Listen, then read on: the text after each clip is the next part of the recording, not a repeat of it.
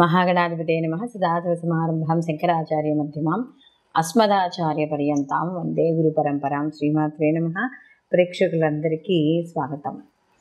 మాస ఫలితాలు 2024 సంవత్సరానికి సంబంధించి మనం ఏప్రిల్ నెల మాస ఫలితాలు తెలుసుకుందాం. అయితే మనకి ఈ నవగ్రహ సంచారాలను అనుసరించి ద్వాదశ రాశుల వారికి అసలు వీళ్ళకి శుభాశుభ ఫలితాలు ఏ విధంగా ఉంటాయనే విషయాన్ని తెలుసుకోబోయే ముందర అసలు ముందుగా ఈ మాసంలో చూసుకుంటే గ్రహ స్థితి ఎలా ఉంది అని చూసుకుంటే మేషరాశిలో బుధుడు యొక్క సంచారము, అలాగే గురువుతో పాటు బుధుడి యొక్క సంచారం. బుధుడు వక్రీకరించి ఈయన అంటే మీనం వైపుకి ప్రయాణం చేయడం అనేది జరుగుతోంది.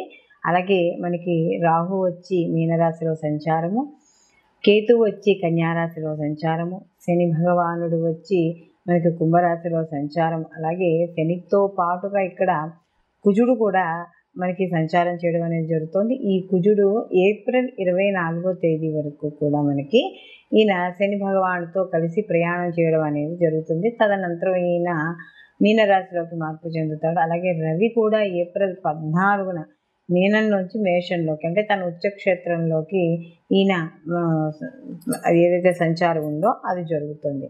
అలాగే శుక్రుడు కూడా ఇప్పటి వరకు ఆయన ఉచ్చస్థితిలో ఉన్న ఆయన కూడా ఏప్రిల్ 25వ తారీఖున మీనంలోంచి మేషంలోకి సంచారం చేయడం అనేది జరుగుతోంది. అలాగే ఇక్కడ చంద్రుడు కానీ చూసుకుంటే ఈ మాస ప్రారంభంలో ఈయన ధనుస్సు రాశి నుండి అంటే మూలా నక్షత్రమే ధనుస్సు రాశి నుండి ఈయన యొక్క ప్రయాణం అనేది ఈ మాసం ఈయన మొదలు పెట్టుకోవడం అనేది జరుగుతోంది. కాబట్టి ఇప్పుడు మనం చూసుకున్నదంతా కూడా ఇప్పుడు మనం చెప్పుకున్నదంతా కూడా గ్రహస్థితి. ఈ మాసంలో ఈ గ్రహాల యొక్క స్థితిగతులను బట్టి వీళ్ళకి శుభాశుభ ఫలితాలు ఏ విధంగా ఉంటాయి అనే విషయాన్ని తెలుసుకుందాం. వృషభ రాశిలోకి కృతిక 2, 3, 4 పాదాలు, అలాగే రోహిణి 1, 2, 3, 4 పాదాలు, మృగశిర 1, 2 పాదాలు వృషభ రాశిలోకి రావడం అనేది జరుగుతుంది. అయితే ఈ వృషభ రాశి వారికి కానీ చూసుకుంటే రాశాధిపతి వచ్చి శుక్రుడు. వృషభ రాశిలోకి రాష్ట్రాధిపతి అయిన శుక్రుడు వీళ్ళకి లాభస్థానంలో ఆయన ఉచ్చక్షేత్రంలో సంచారం చేయడం అనేది జరుగుతుంది. కానీ అదే సమయంలో ఆయన ఈ రవితో కలిసి ఉండడం, మొత్తానికి ఆయనకి ఈ శుక్రమౌఢ్యం ఏర్పడడం, కంబస్ట్ అవ్వడం అనేది జరుగుతుంది. దానివల్ల కొంచెం అంటే వచ్చే ఫలితాలలో కొద్దిగా తగ్గుముఖం పట్టడం అనేది జరుగుతుంది. అయితే ఇక్కడ ముఖ్యంగా కానీ చూసుకున్నప్పుడు ఏదైతే ఈ యొక్క వ్యాపార విషయాల్లో వాటిల్లో కూడా చాలా అనుకూలంగా ఉండడం అనేది జరుగుతుంది. అయితే ఇక్కడ ఈయన కంబస్ట్ అయినా కూడా లాభంలో ఉన్నాడు కాబట్టి సహజంగా గోచార ఫలితాల్లో లాభస్థానాల్లో ఉండే గ్రహాలు శుభ ఫలితాలని చాలా మటుకు ఇవ్వడం అనేది జరుగుతుంది. అందులో వీళ్ళకి శుక్రుడితో పాటు రాహు కూడా కలిసి ఉన్నాడు కాబట్టి ఇక్కడ వీళ్ళకి లాభం రావడం, అలాగే వీళ్ళకి తృతీయాధిపతి ధనాధిపతి అయిన బుధుడు కూడా వీళ్ళకి వ్యయంలో ఉండి మళ్ళీ వ్యయం నుంచి ఎక్కడికి ఆయన వక్రీకరించాడు లాభం వైపు వక్రీకరించి ఉన్నాడు. కాబట్టి ఇక్కడ అప్పటి వరకు లాభాలు రాకపోయినా కూడా ఎప్పుడైతే ఈ వక్రీకరణ ఆ శుక్రుడు లాభస్థానంలో ఉండడం ఇవన్నీ కూడా కలిపి వీళ్ళకి రావలసిన బాకీలు, వసూలవ్వని బాకీలు, గత కొంతకాలంగా ఏమైనా ముందు బాకీలు అలాంటివి ఉంటే అవన్నీ కూడా వసూలు అవ్వడం అనేది జరుగుతుంది. వ్యాపార పరంగా కూడా మంచి లాభాలు పొందుతారు. అలాగే నూతన పరిచయాలు, నూతన కార్యక్రమాలు చేపట్టడం, ఆ కార్యక్రమాల ద్వారా వీళ్ళు కొంత గుర్తింపు లభించడము ఇవన్నీ కూడా జరుగుతాయి. అలాగే వీళ్ళు శుభ కార్యక్రమాలు చేపడతారు. శుభ కార్యక్రమాలు చేసే విధానంలో కూడా వీళ్ళు మంచి గుర్తింపు కావచ్చు. అంటే ఇప్పుడు కొంతమంది చూడండి, ఈ శుభ కార్యక్రమాలు కానీ మనకి ఇంటి ఈ యొక్క ఫంక్షన్స్కి వాటికి వాళ్ళే అన్ని కాంట్రాక్ట్ తీసుకుని మొత్తం పనులన్నీ వాళ్ళే చేసుకుంటూ ఉంటారు.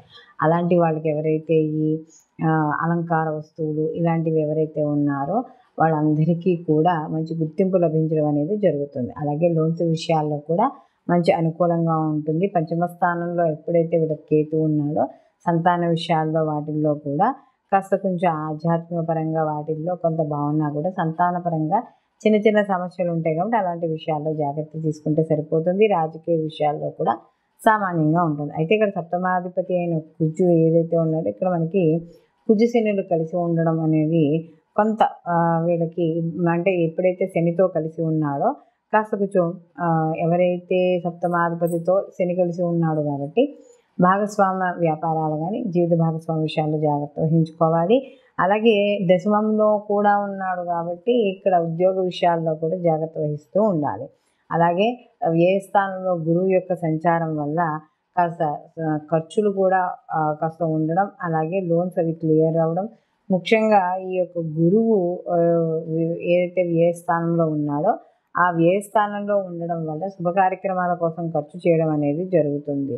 కాబట్టి ఇలాంటి పరిణామాలు ఈ యొక్క వృషభ రాశి వాళ్ళకు ఉంటున్నాయి. అలాగే విద్యార్థులకి కాస్త అనుకూలంగానే ఉండడం జరుగుతుంది, కానీ కాస్త శ్రద్ధ అనేది అవసరము. మొత్తం మీద సినీ కళా రాజకీయ రంగాల్లో ఉన్న వాళ్ళందరికీ కూడా మంచి అవకాశాలు అందిపుచ్చుకోవడం అనేది జరుగుతుంది. వీళ్ళు మరిన్ని మంచి ఫలితాలు పొందడానికి వీళ్ళు ప్రతిరోజు కూడా గణపతి ఆరాధన చేసుకుంటూ ఉండడం, లక్ష్మీ గణపతి ఆరాధన, అలాగే దుర్గా కవచాన్ని కానీ, లేకపోతే మీకు దగ్గరలో ఏదైనా అమ్మవారి గుడి ఉంటే రోజు అమ్మవారి గుడికి వెళ్ళి దర్శనం చేసుకొని ప్రతిరోజు ఒక 11 ప్రదక్షిణాలు చేసుకొని రావడం, ఇలా చేయడం ద్వారా, లేదా మీ ఇంటికి ఎవరైనా అనుకోకుండా సరే ఎవరైనా ముత్తైదు వస్తే మీకు తోచిన దాంట్లో కాస్త పసుపు, కుంకుమ, 2 పూలు, పండు ఇచ్చి సత్కరించడం ద్వారా ఈ ప్రతికూల ఫలితాలు ఏవైతే ఉన్నాయో అవన్నీ కూడా తగ్గుముఖం పట్టడం అనేది జరుగుతుంది. అయితే మనం ఇప్పుడు ఏ రాశికి ఆ రాశికి సంబంధించిన ఫలితాలు అనేవి చెప్పుకుంటున్నాం. మనం ప్రతిసారి చెప్పుకున్నదే ఈ గోచార ఫలితాలతో పాటుగా జన్మజాతక ఫలితాలు కూడా ఎప్పుడు పరిశీలనలోకి తీసుకోవాలి అని. కారణం దేనికంటే ఒక్కోసారి గోచారంలో అంటే మన జన్మజాతకంలో ఉన్న గ్రహస్థితిలే మనకి గోచారంలో కూడా కనపడడం అనేది జరుగుతూ ఉంటుంది. అప్పుడు వాటి యొక్క తీవ్రత అంటే శుభగ్రహాల కానీ యొక్క కలయిక అయితే ఒక రకంగా ఉంటుంది వాటి స్థితిగతులను బట్టి. అలాగే ఆ యొక్క కలయిక అనేది ఏవైతే గ్రహాలు ఉన్న కలయిక కానీ ఏవైనా శత్రుగ్రహాలు అయ్యి ఉంటే అదే స్థితిని పొందుంటే వాటి నుంచి వచ్చే ఫలితాలు వేరేగా ఉంటాయి.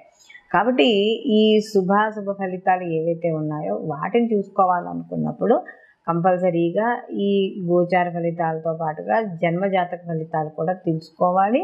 తద్వారా వాటికి కావాల్సినవి ఏవైనా పరిహారాలు ఏమైనా ఉంటే అవి చేసుకుని మనం ముందుకు వెళ్ళడం ద్వారా మన పనిలో సక్సెస్ అవుతాం.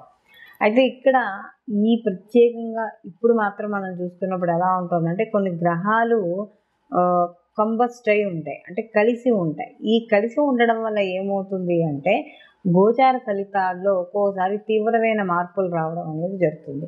ఎలా అని కానీ చూసుకున్నప్పుడు ఏవైనా కొన్ని పాపగ్రహాలు అంటే లేదా శత్రుగ్రహాలు 2 గ్రహాలు కలిసినప్పుడు 2 లేక అంతకంటే ఎక్కువ గ్రహాలు అవి కలిసి ఒక రాశిలో ఉన్నప్పుడు ఆ రాశి నుండి అంటే వాళ్ళకి మొత్తం 12 రాశుల వారికి కూడా వాళ్ళ జన్మరాశి నుండి ఆ గ్రహాలు ఉండే స్థితిని బట్టి వాళ్ళకి మంచి చెడు సంబంధించి శుభ అశుభ ఫలితాలు పొందడం అనేది జరుగుతుంది. ప్రస్తుతానికి మనం ఇప్పుడు కానీ చూసుకుంటే ఈ మాసాల్లో చూసుకుంటే ఈ శని భగవానుడు, అలాగే రవి, లేకపోతే మనకి కుజ శనులు, కుజ రవులు, లేదా కుజ రాహువులు, అలాగే రవి రాహువులు ఈ కలయిక ఏదైతే ఉందో ఇది కొంత అంటే కొంత సమాజంలో కావచ్చు, కొంత వ్యక్తిగతంగా కావచ్చు, కొంత వ్యతిరేక ఫలితాలను ఇవ్వడం అనేది జరుగుతుంది. అంటే కాస్త అంటే ఎక్కువగా యాక్సిడెంట్స్ అవ్వడం కానీ, లేకపోతే గొడవలు అవ్వడం కానీ, అల్లర్లు జరగడం కానీ, ఏదో రకంగా ఇలా దేశంలో ఏదో ఒక మూల కావచ్చు, లేకపోతే వ్యక్తిగత జాతకాల్లో చూసుకున్నప్పుడు గోచార ప్రకారంగా కూడా కొంత వాళ్ళకి ఈ ఇంట్లో కావచ్చు, లేకపోతే ఏదైనా వాళ్ళు చేసే వ్యాపార సంస్థల్లో కావచ్చు, ఇలా కాస్త మానసిక అశాంతి అనేది ఏర్పడుతూ ఉంటుందనేది మనకి ఇక్కడ కనబడుతుంది. కాబట్టి ఇక్కడ ఈ గోచార ఫలితాలతో పాటు జన్మజాతక ఫలితాలు, అలాగే గోచారంలో కూడా ఉన్న మిగతా గ్రహాల యొక్క స్థితి ఏమిటి, ఏదైనా పాప స్థితుల్లో కానీ ఉంటే అసలు ఎటువంటి పరిహారాలు చేసుకోవాలి ఏమిటి అనేది కూడా మనకి ఈ వీడియో ద్వారా ఏ రాశి వాళ్ళకి ఆ రాశి వాళ్ళకి చెప్పడం అనేది జరిగింది. కాబట్టి అవి చూసుకోవడం ద్వారా కొంత ఇప్పుడు ఏవైతే ప్రతికూల ఫలితాలు ఉన్నాయో అవి దాటుకుని అనుకూలమైన ఫలితాలు మీరు పొందడం అనేది ఇక్కడ జరగడం ఉంటుంది. కాబట్టి అందరూ కూడా ఈ పరిహారాల్ని తప్పనిసరిగా పాటించుకోవడం ద్వారా మంచి అంటే ఏదైతే మనకు ప్రతికూల ఫలితాలు ఉన్నాయో ప్రతికూల ఫలితాలు తగ్గడం అనేది ఖచ్చితంగా జరుగుతుంది. సర్వే జన సుఖినో భవంతు, లోకా సంస్థ సుఖినో భవంతు.